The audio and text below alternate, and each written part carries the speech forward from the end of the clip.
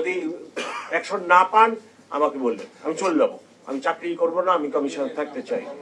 আপনারা খালি নিয়ে আসবেন আমাকে। খালি এখানে আরে শুনেন না, খালি বিষয় বিষয় বললে তো হবে না। চলতেছে তো 50 বছর একই ভাবে চাঁদাবাজি, বন্ধ তো করতে পারে না কেউ। বন্ধ করতে পারি কিনা দেখেন না। এইটা কমিটি করে ব্যবস্থা নেন, ওসিকে রাখেন, গণ্যমান্য ব্যক্তিদেরকে রাখেন, রাখে এই চাঁদাবাজি বন্ধ হতেই হবে, এটা হতেই হবে। আপনারা মিটিং করবেন, আপনারাও আগে একটা কেন্দ্রীয় কমিটি করে মিটিং করেন, মিটিং করে সমস্ত লোকালে আবার লোকাল কমিটি করেন, লোকাল কমিটি করে কেন্দ্রের কমিটি থেকে লোকাল কমিটিকে গাইড করেন যে এই এই লোক নিয়ে আমরা ইয়ে করলাম, কমিটি করব, ওসি পুলিশ থাকবে সেখানে থাকে। আপনারা যারা চাঁদাবাজি করে ওদেরকে বলেন যে খবরদার এই কাম করতে যাবে না।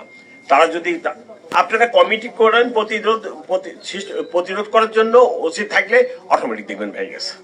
সো খালি আমার এখানে বক্তৃতা দিয়ে বাসায় চলে গেলাম, কিছুই হবে। আমাদের মূল প্রতিবাদ বিষয় যখন এই যে বন্ধ করে হয়েছে কোর্টের রায়ে, সেই জন্য এটার একটা সমাধান বের করা। তার জন্য 4টা পর্যন্ত ওয়েট করেন, চেম্বার আদালত থেকে কি রায় আসে, সেই রায়ের উপর ভিত্তি করে আপনাদেরকে রায় কি আসতেছে সেটা ছাড়া আপনাদের সাথে কথা বলার সুযোগ কারোরই নেই। আমি তা প্রথমেই বলে দিচ্ছি যে এটা কোর্টের সাথে রায় হওয়ার পরে আপনাদের এই সকল বিষয় সমাধানের জন্য লিয়াজো কমিটি করেন, আমার সাথে যোগাযোগ করবেন, আমি আপনাদেরকে আবার ডাকবো। কিন্তু এখন কোর্টের রায় না হওয়া পর্যন্ত আমার পক্ষে কোনো কথা বলাও সম্ভব না। আর হলো যে লাইসেন্স, এটাকে এই সব সকল বিষয় আদৌ আমার অফিস করে না, এটা সিটি কর্পোরেশনের ব্যাপার।